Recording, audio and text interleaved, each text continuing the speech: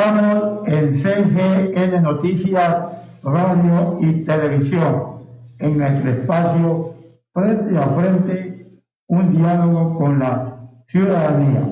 Hoy día tenemos como invitado especial por vía Zoom al señor cónsul Pedro Sazones, que será grabado por el canal de televisión de la Unión Nacional de Periodistas Núcleo del Guayas. Buenos días, Francis, de las relaciones diplomáticas con Venezuela y Ecuador. Buenos días. Bueno, parece que el señor cónsul tenía una pequeña reunión que ya mismo va a terminar y va a conectar. Amable, Francis, gracias por la atención. Iniciamos enseguida. Estamos en el aire ya, ¿no? ¿Sobre qué van a hablar? Diálogo en Venezuela. Diálogo en Venezuela es el tema. Y, bueno, en el país hermano de Venezuela se viene dando, pues precisamente hace ya un mes, a iniciativas de diversos sectores políticos, sociales, un diálogo entre el gobierno y la oposición. Sí, del señor Nicolás Maduro y la oposición política. Un primer encuentro, entendemos, ha dado en México, y sobre estos temas justamente queremos conversar con el señor embajador Pedro Sazones, jefe de la división diplomática de Venezuela en Quito, Ecuador. ¿Cuáles son las perspectivas de ese diálogo? ¿Cuáles son los elementos que podrían conspirar en este diálogo político en Venezuela, que es urgente para el hermano pueblo de Venezuela, brinda los frutos que esperamos todos los latinoamericanos para que justamente cese todo el boicot político, diplomático y económico contra Venezuela y esta pueda justamente salir adelante, ¿no?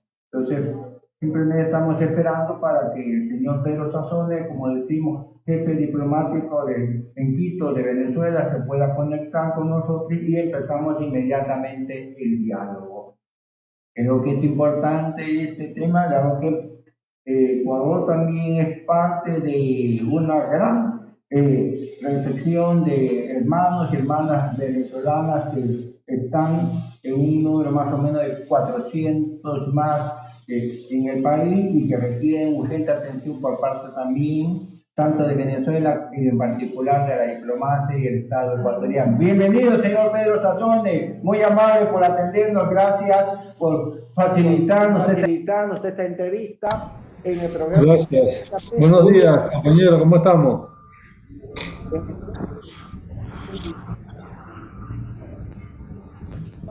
Bueno. Buenos días. Buenos días. Se perdió la voz. No se oye. Al parecer tenemos un problema. ¿Ahí me oye, señor embajador? Ahora sí.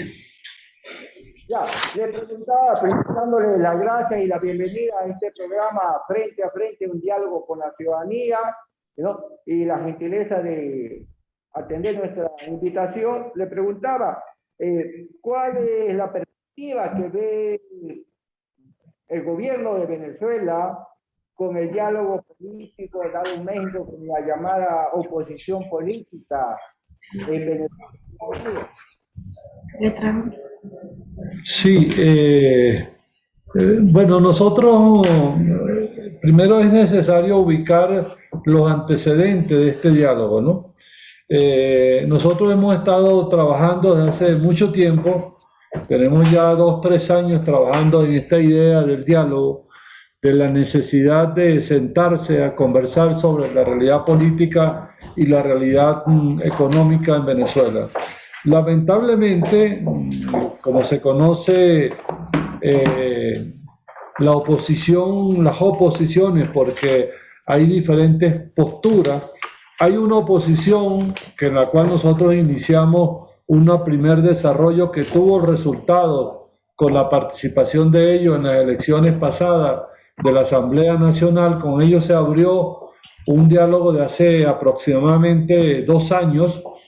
Ese diálogo fue avanzando, aunque era una parcialidad de la oposición, pero se logró. Ahí estaban varios partidos políticos. Se logró avanzar en el proceso de escogencia de la ruta democrática. Esa es la primera clave del diálogo, es decir, la escogencia de la ruta democrática versus el camino violento. Entonces, esta parte de la oposición escogió la ruta democrática y participó en las elecciones, presentó candidatos para las elecciones de noviembre y tiene una representación, aproximadamente el 10% de la Asamblea Nacional es parte de esta oposición y hoy están en la estructura de la Asamblea Nacional, coordinan algunas comisiones, coordinan por ejemplo una comisión que es la Comisión de Política Exterior. Eso quiere decir que la ruta había estado planteada.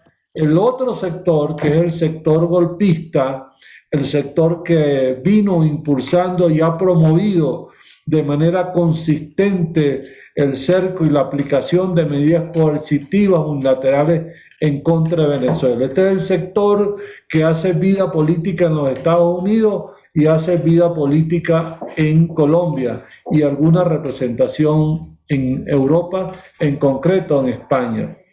Este sector no había querido reconocer la institucionalidad venezolana y no reconocía al presidente Maduro.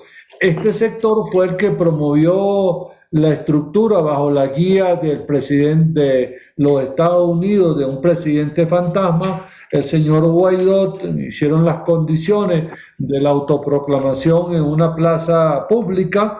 A partir de ahí algunos países reconocieron dicha representación, que no tiene absolutamente ningún asidero desde el punto de vista legal y desde el punto de vista fundamentalmente constitucional. Este sector golpista dirigió la Asamblea Nacional en términos, pues recordemos que ellos ganaron las elecciones en el 2015 y definieron la Asamblea Nacional como una estructura para implosionar al Estado, pues, empezando por la figura del presidente, siendo que la Asamblea Nacional no tiene ninguna atribuciones por constitución para desconocer el mandato del presidente Nicolás Maduro. Sin embargo, ese fue el objetivo que se trazó la Asamblea Nacional en 2015 y que cerró su proceso en el 2020. Sin embargo, este sector no reconoció las elecciones de la Asamblea Nacional en diciembre del año pasado. Por lo tanto, se autonombraron nuevamente como representantes parlamentarios, siendo que no tienen ninguna legalidad. Ese ha sido el camino, ha sido un camino de la insurrección, ha sido el camino del desconocimiento de la figura de la institucionalidad democrática de Venezuela, ha sido el camino de robarse el dinero de la nación. Este sector de la oposición ha sido los patrocinadores del robo descarado de la empresa Sigot de Venezuela, de la empresa Magnómero de Venezuela en Colombia y del secuestro del oro de Venezuela en el Banco de Inglaterra, de tal manera que este sector golpista de la oposición ha provocado una pérdida conjuntamente con la política de los Estados Unidos, una pérdida en el país de los 124.000 millones de dólares. Entonces ese es el recorrido, esa es la hoja de vida de este sector de oposición. Ellos se plantea el diálogo este año con el presidente mexicano sirve como espacio, plantea que México puede ser el espacio de residencia para el diálogo se dio. Hay un precedente importante a la hora de sentarse en el diálogo, es que ellos están reconociendo la institucionalidad del presidente Maduro. Es un elemento fundamental.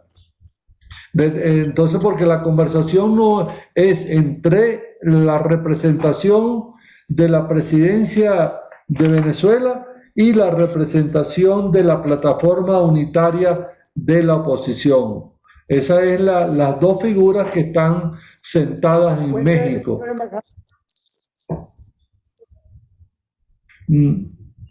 No se escucha, amigo. No, permita, justamente usted ha descrito que la oposición en Venezuela tiene dos características. Un poco reconoce la institucionalidad democrática y el gobierno legítimo presidido por Nicolás Maduro, y la otra la que ha venido conspirando, y que inclusive en la época de Trump en Estados Unidos fue la más beligerante, que conspiró para apropiarse de recursos económicos y empresariales en el exterior de Venezuela. ¿Esta oposición también participa del diálogo o se ha automarginado? No, esta es la posición que está, esta posición golpista es la que está en México. La otra oposición que está participando, que formó parte de la primera mesa del diálogo, ellos no están en México. Están en México representantes de Primero Justicia, representantes fundamentalmente de Voluntad Popular y de Primero Justicia. Y lo encabeza la figura de Gerardo Blay, que es jefe de la delegación, que él es una persona político militante de Primero Justicia. Igualmente como el señor, la otra figura representativa, el señor Freddy Guevara, que es un connotado representante de esa oposición golpista, que es de Voluntad Popular. Entonces, quienes están sentados en la mesa por parte de la Plataforma Unitaria de Venezuela, ellos se llamaron así. Sin embargo, ellos no representan la otra oposición, la oposición que está participando que participó en las elecciones y tienen representación en la Asamblea Nacional. Ellos se llaman Plataforma Unitaria, pero no recogen la opinión del otro sector de la oposición. Ellos recogen la propia opinión de ellos como sector que estuvo insistiendo en el bloqueo económico, que le irizó las posiciones de violencia de calle, el que se ha aliado directamente con los Estados Unidos para robarle los bienes a Venezuela. Ese es el sector.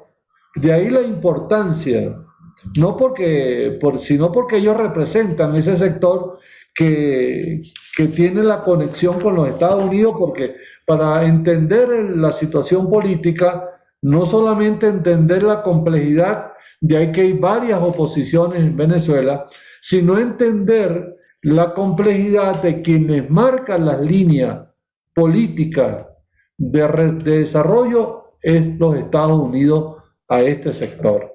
Quien le dio figura, quien le dio presencia internacional, quien presionó para que los países reconocieran a este señor Guaidó fue los Estados Unidos, fue el gobierno del señor Donald Trump. Es decir, es una hechura de ellos, porque ellos son los que marcan las pautas, porque ellos son los interesados en bloquear, porque ellos son los interesados en apropiarse de los bienes nacionales que es del Estado venezolano y que es del pueblo venezolano. Entonces, bueno, esa es la dinámica. Ahora, mirando hacia el presente y futuro reciente, sí hay expectativas positivas. Se abrieron, el hecho de sentarse es un elemento ya ganador. El hecho que reconozcan al gobierno en la representación de nuestro jefe de misión, Jorge Rodríguez, quien es presidente de la Asamblea Nacional, quien es dirigente político y quien es el delegado plenipotenciario de la República Bolivariana y del gobierno del presidente Nicolás Maduro. Ya es un elemento positivo. El segundo elemento positivo son los puntos que están en conversación. Hay un punto en conversación que esperemos que vaya cogiendo forma, es la preocupación por lo social, la preocupación por el bienestar social de la población. Recordemos que la situación en Venezuela se deteriora desde la aplicación de las medidas coercitivas unilaterales, que son las medidas de bloqueo de guerra económica, de fracturar las relaciones comerciales, económicas y financieras de Venezuela con el mundo. Las medidas coercitivas unilaterales fue el elemento detonante, provocador de la quiebra económica de Venezuela. Entonces eso produjo como consecuencia el deterioro social.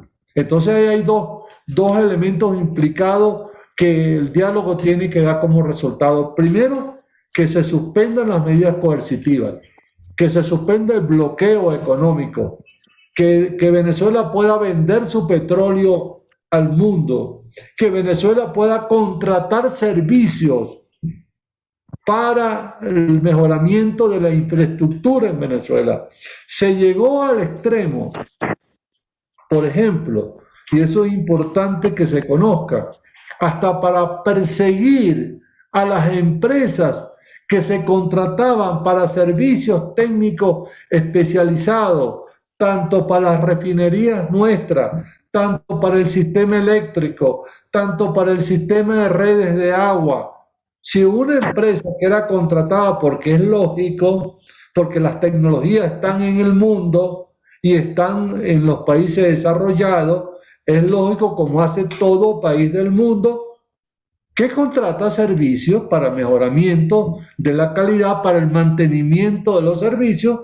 Cada vez que nosotros contratábamos una empresa en cualquiera de los rubros indicados por el Estado, llegaba a los Estados Unidos, tocaba las puertas de esa empresa y le decía que ellos no podían prestarle servicio a Venezuela. Consecuencia, un deterioro progresivo de todos los servicios en Venezuela. Las refinerías nuestras, que son refinerías cuyo patrón tecnológico es fundamentalmente una tecnología de los Estados Unidos, de propiedad de los Estados Unidos, las tecnologías en que funcionan estas refinerías. Cada vez que pedíamos un servicio a estas empresas especializadas, en la cual las empresas decían que estaban en condiciones de prestar el servicio y Venezuela estaba en condiciones de pagar el servicio, porque eso es importante, llegaba a los Estados Unidos y citaba a la empresa y le decía: usted no puede prestarle el servicio a Venezuela.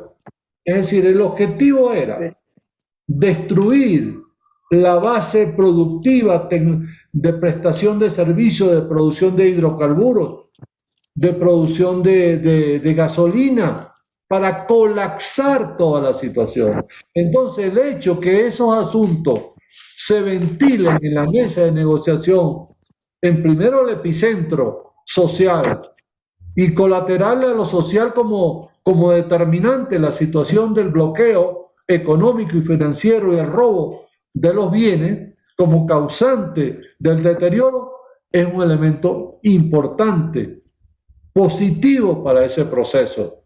Cosas como esta. Sí, por favor. ¿Cómo ha recibido el pueblo venezolano, el inicio de estos diálogos por la paz en Venezuela? Y por otro lado, ¿cómo está la situación de la pandemia en el hermano país? Fíjate que Venezuela tiene una organización que se desarrolló desde el arranque de la pandemia. Hay una estructura y hay una metodología que nosotros hemos construido. Una metodología de control, una metodología de detección de casos directamente en las comunidades, un proceso de recuperación de todo el sistema de salud. En medio de un proceso, como yo le decía anteriormente, indudable, uno de los servicios golpeados por el bloqueo económico es todo el sistema de salud. En medio de esas circunstancias, nosotros activamos la solidaridad internacional, la solidaridad con Cuba, los médicos cubanos, los insumos chinos, las vacunas chinas, las vacunas rusas, para responder a la pandemia. Lo primero era una estructura organizativa, nosotros la desarrollamos. Nosotros, cuando analizamos la situación de la pandemia en América Latina, el país que tiene las cifras menores en términos de contaminación y en términos de víctimas lamentables es Venezuela. Y es producto, eso no quiere decir que la pandemia no ha cesado, como no ha cesado en todos los países, no ha cesado, pero nosotros tenemos una estructura, tenemos un porcentaje de recuperación aproximadamente del 94% de los contaminados. Eso quiere decir que hay una capacidad de respuesta.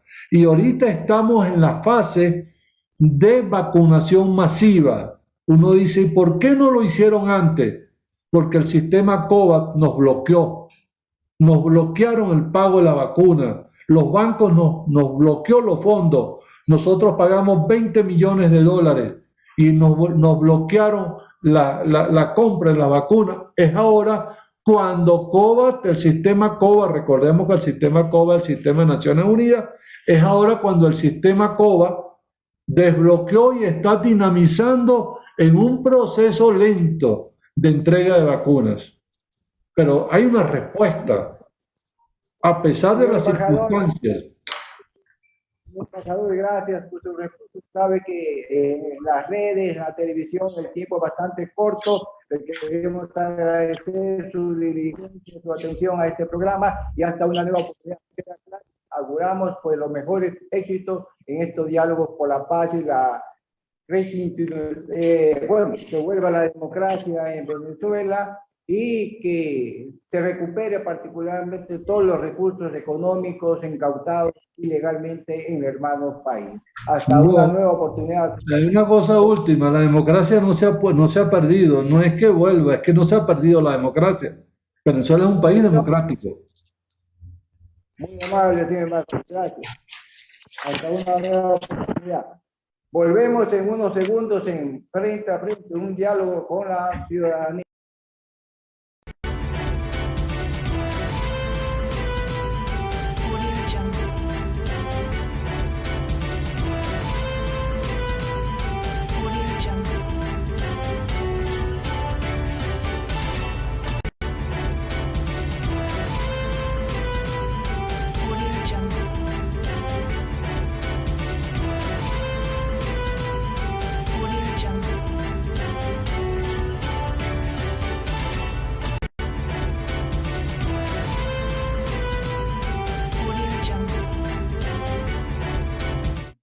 Estamos en nuestro programa Frente a Frente, un diálogo con la ciudadanía.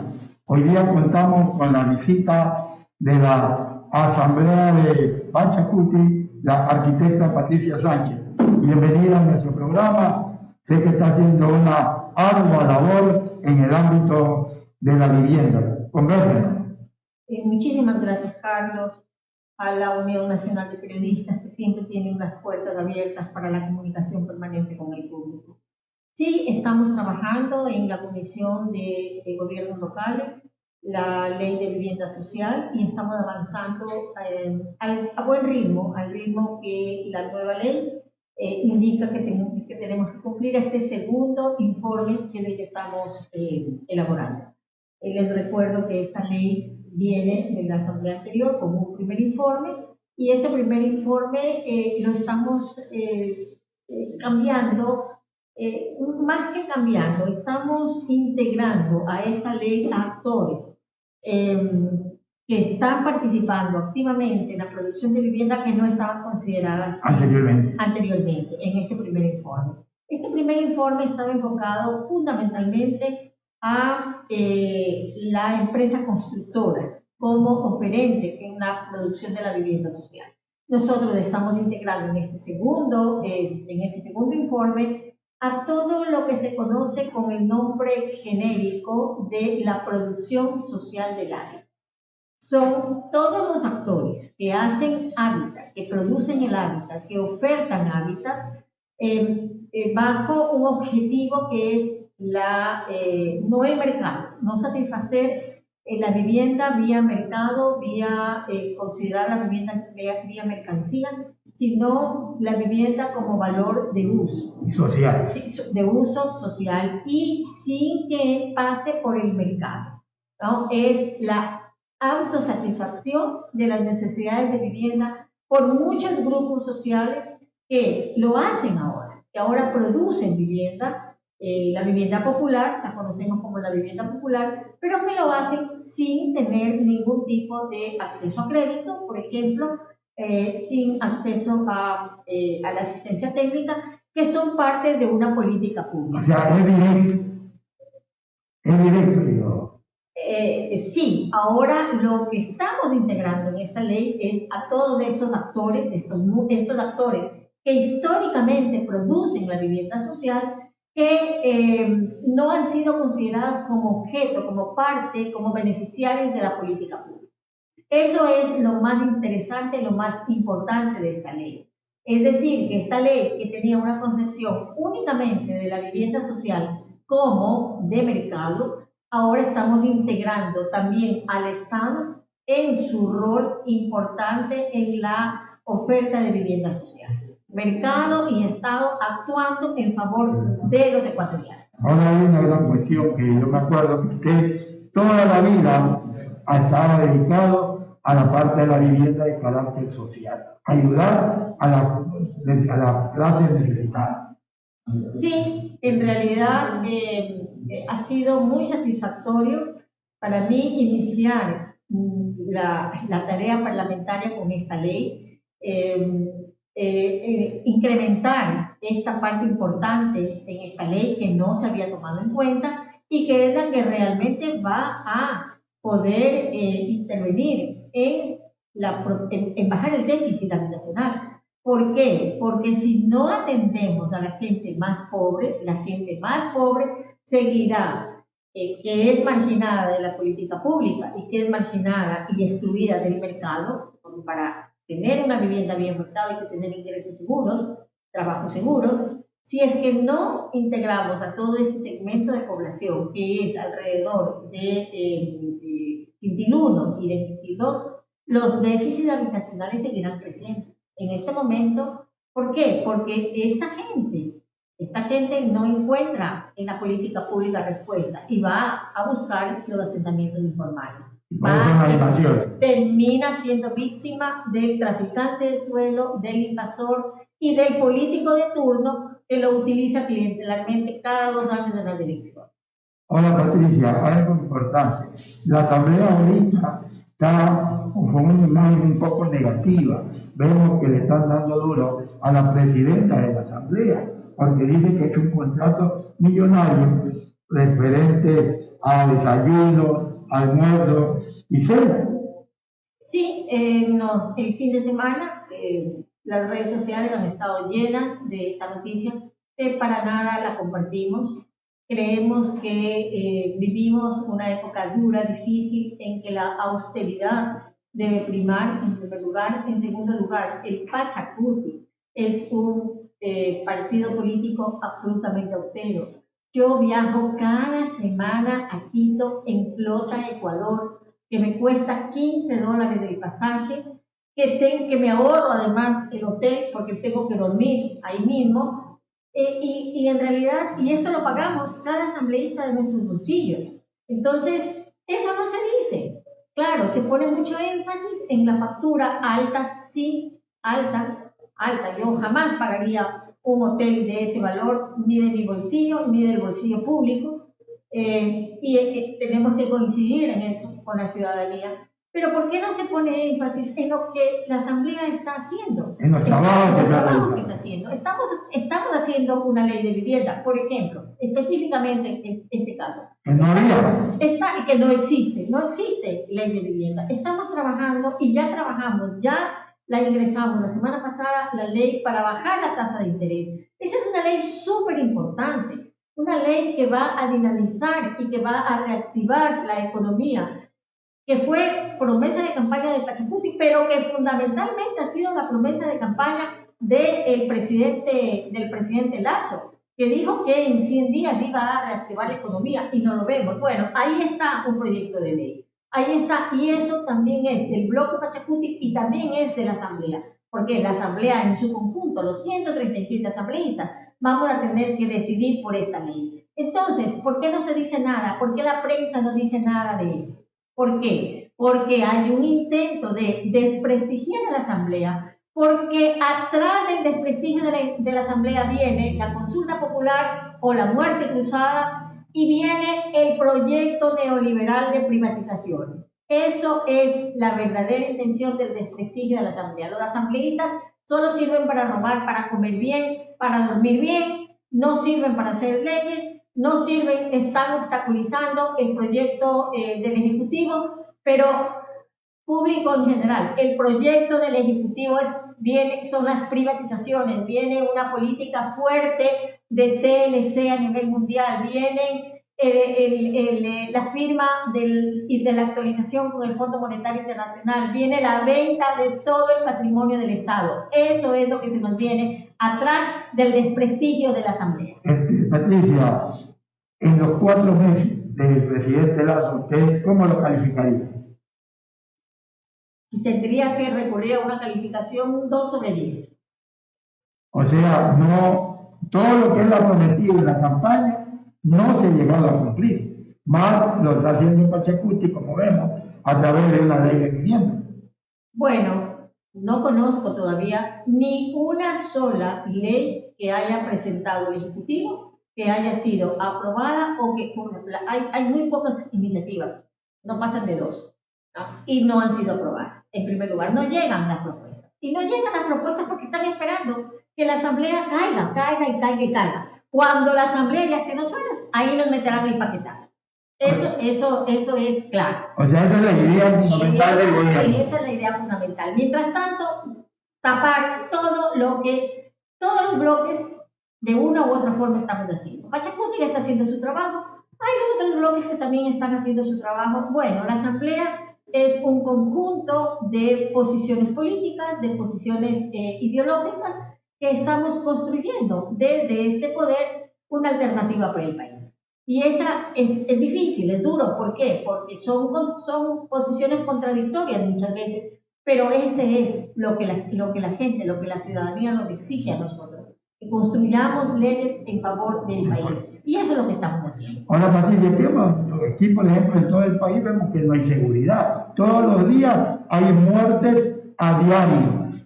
Un día que usted no abre el periódico, vemos que hay alguna persona por sicariato.